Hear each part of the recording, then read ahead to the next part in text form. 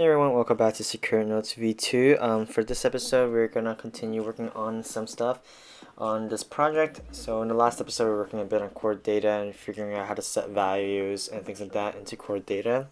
So I'm just gonna quickly open my stickies here and show you guys what exactly we need to do. So here we have to change CoreData and add date modified. We need to be able to change the title to SecuredNotes for this app. We want view will appear to change only if the days array is different, and we want to make sure the notes have titles. So to get started, I think we're going to tackle up the title part. So what we want to do is we want to make sure that when a user tries to add a new note, we want to make sure that there's a title. If there's no title, we don't really want to save that note at all, right? So this is going to be just a voiceover of what I'm doing here. I don't have any typing on it, so we're just gonna get started here. I've pretty much just recorded exactly what I've done here. To get started, here we are in add notes view controller, and what we're gonna do is we're gonna add a if condition to make sure that if the title is empty, we want to make sure the user enters something before they try to sort of save the note in a way. So right here we have if title.text field equals to empty. We don't want to do that, so we're gonna move that. So we're probably just gonna put it as does not equal to, just to save some time from copying and pasting if that statements. So right here pretty much we just put the logic in here instead. So we just want to check to see if the text field is empty or not. If it isn't empty, then we'll want to save the note. If it is empty, we're gonna want to do something with it, right? We don't want just to press done, this goes back to normal, and then the user wouldn't know exactly what's going on. So to do that, we're gonna have to create some sort of view. So right here, as you can see, I'm just showing you what data.value for key title is gonna do here. Pretty much we're just doing the same thing here. We're just setting the values of title of text and then the password if there is. So to move on, we're gonna now start the logic for else. So if it is empty, we want to show some sort of alert for the user to let them know that, hey, you didn't put it in the title. Let's put that in.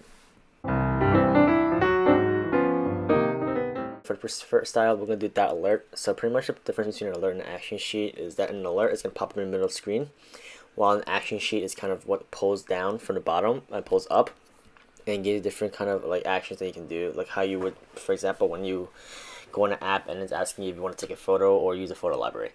Then we're going to create an action. It's going to be called OK action. We give it a title of OK. We set it to default, which basically when you press OK, it just exits out of the view controller in a way. So it'll exit out of the alert controller. We're giving it a nil handler. It's because we're really just trying to give an alert controller, just give a message to the user, let them know that, hey, you didn't enter a title, and then tell them OK, and then move on from there. So we want to add that action and attach it to the alert controller, and then we want to actually present this controller. So we're just going to do present alert controller, and then we want to animate it so it looks more smooth. No completion handlers there either. So with completion, what you're really doing is just saying like, hey, if the person after this is presented, what you want to do in a way. All right, so it seems like I just mistyped a semicolon into a colon. I mean, I was supposed to type a colon, but I wrote a semicolon instead. So it was breaking out for a bit because the delta there is an error. So luckily we fixed that. So here we're gonna see if we will see view controller if we don't add a note. We want to make sure when we add a note, we want to have a title. So let's see if the alert shows a title when we try to create a note without one.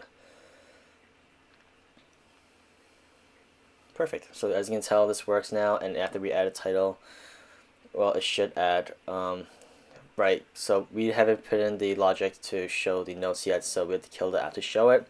Hopefully we can fix this soon so that we can see the notes right away after we exit out of the view controller. Alright, hey everyone, so it seems like I was actually missing some stuff here. So it turns out that I kind of deleted the recording for the rest of it. So I was missing stuff like the days array I was talking about before. So I kind of finished it. There was also the CoreData to change date modified. and then the changing titles to secure notes. So those things were actually pretty simple. So it was really simple. So right now, right here, I'm just trying to create a Trello board here.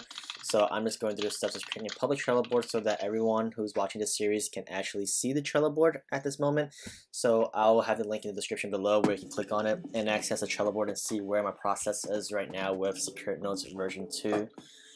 As I'm setting up through this right now, I want to just continue speaking about how the process from before. So I've basically, there weren't really any big changes. So all I did was go to DataModel, add an attribute called DataModify, and then I also changed my title from SecuredNotes to SecuredNotes with the S, I think. And then I also, for view will appear was basically the logic I showed you just now, which was that I just basically did if days array does not equal to new array, then days array equals to new array, and that's it pretty much. I just want to make sure that there's no we don't want to refresh the table view if I don't need to. If the arrays are, if the notes are exactly the same, nothing has changed, we don't want to refresh it, right?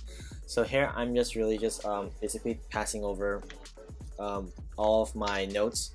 So from the stickies, all of the kind of tickets that I've created on my own on my stickies, I'm pretty much just copying and pasting it over here to Trello so that we have a more visual board. This is usually how I do most of my projects, where I'll have a to be done and in progress and a done.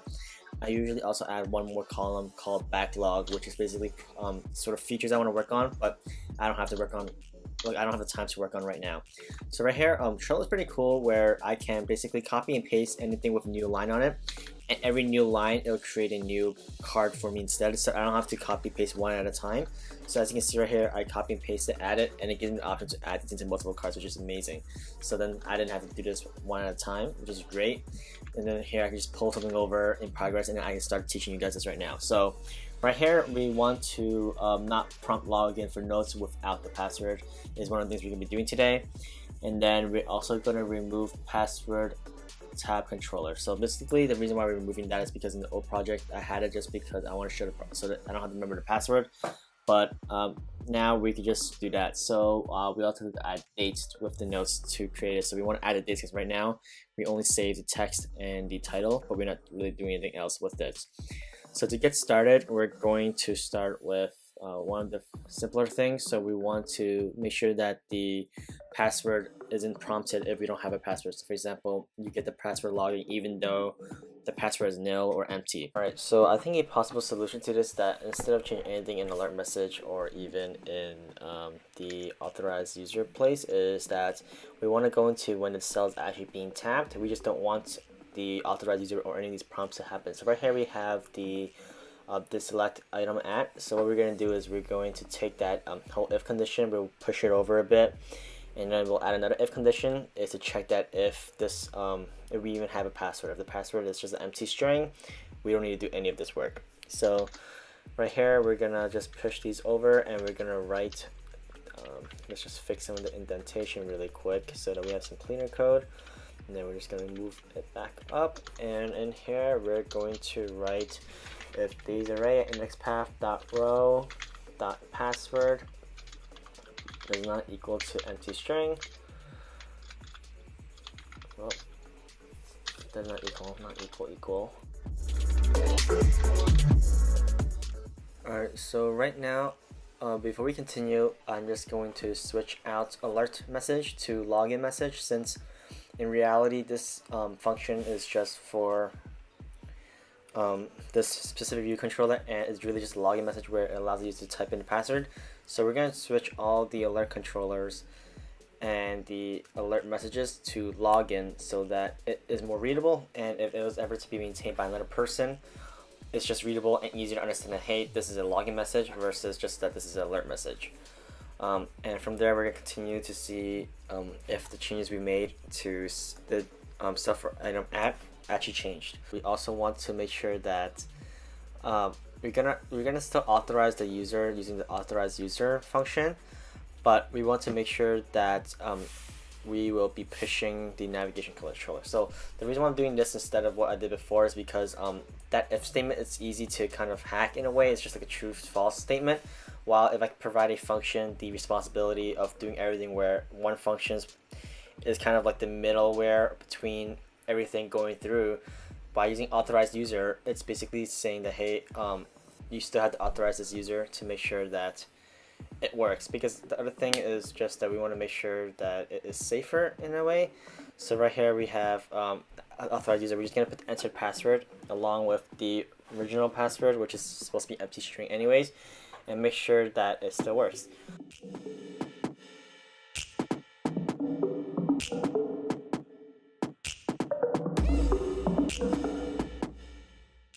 So here we're going to click on one, and as you can see, it works great. We click on it and we're able to get into the view controller without entering a password now.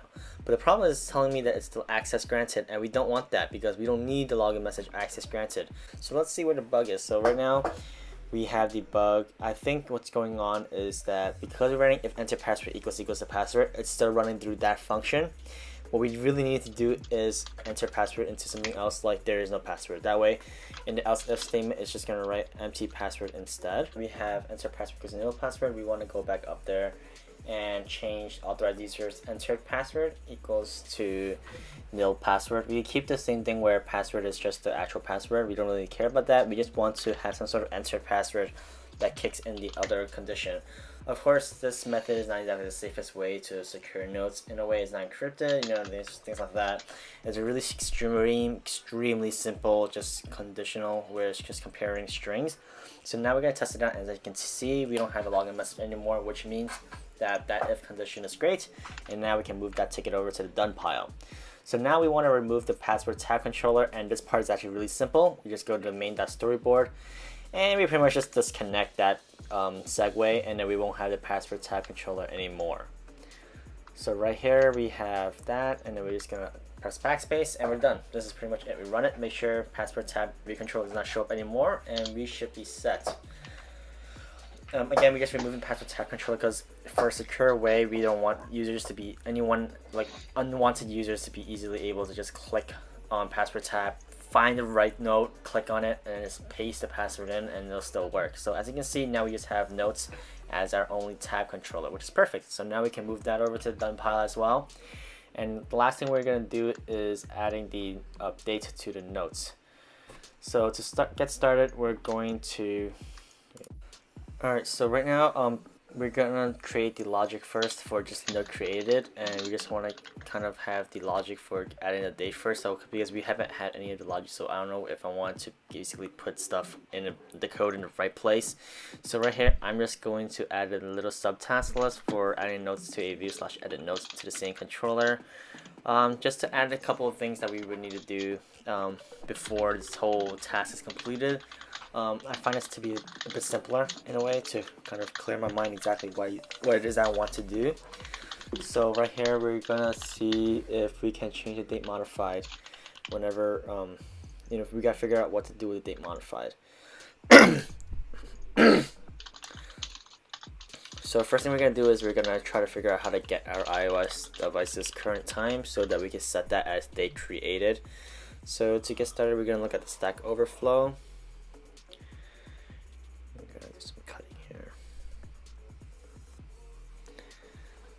After some time of looking around, I've decided that I want to put getting current time the logic over in the helper class, so that if in any other time I need to grab the current time, I can just call helper and then get the current time. So I'm just using this Stack Overflow to kind of reference a bit. So what we want to do is we want to return it as a string so that it's readable in a string format over in the CoreData. And also, if we were ever to use a database, I believe that it's easier for us to use a string format and convert it from each system rather than having in a specific date format.